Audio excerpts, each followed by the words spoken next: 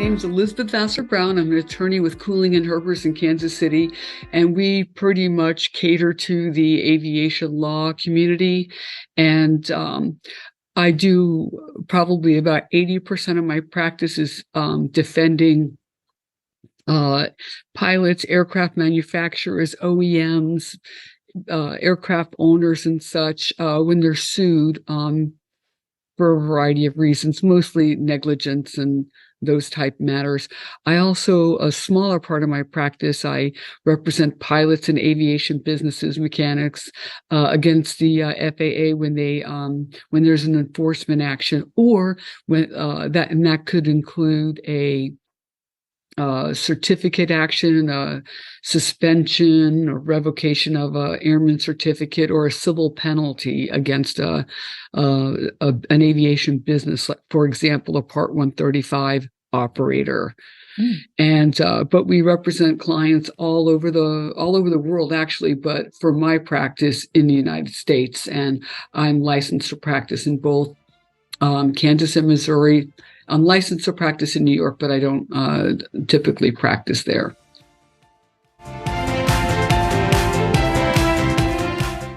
You know, we all bring something unique to the table, maybe. I think that from my perspective, I do understand my clients are going through maybe some of the worst times of their life, whether it's an enforcement matter brought by the FAA or they're being sued. And often, you know, in lawsuits, they we always call it bringing everybody to the tea party.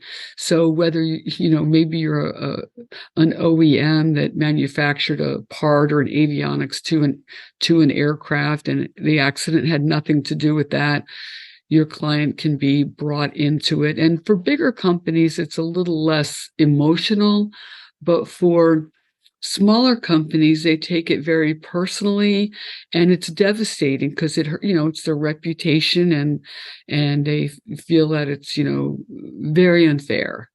And so I know going in early on that my clients are dealing with those emotional situation, as well as then having to litigate it. I really don't have an answer for that. I mean, they're all so different. Again, it could be a pilot, and it could be a 135 operator. I even represent crop dusters. We're in the Midwest, and whether it's a drift claim or an overspray claim, and sometimes there are even death claims. But so they're unique. They're all unique in their own way.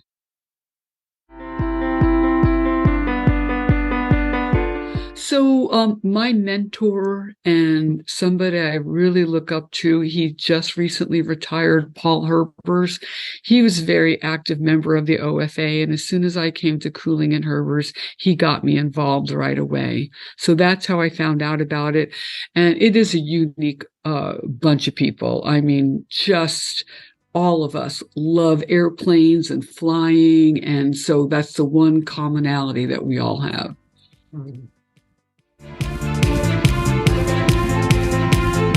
I just love meeting, at our annual meetings, or, we meet also at SMU. It's just great seeing, especially during COVID, we really didn't see, each other very often. So it was great. Our first meeting after COVID, which was at SMU at Air Law, just great seeing everybody and catching up. Join and get active. Join, and when you get there, it's a great group of people. Meaning, so when it can be aviation law can be kind of cliquish. I can tell you from day one when I got to the OFA, people would just come up and talk to me and ask me who I am and ask me my background, and that was great. And I think that we still do that. Whenever I see a new person, one thing I know about them, they're interested in aviation law. They might be a pilot, an adjuster, an aviation lawyer. But I know we all have that interest. So please join and contribute to the organization.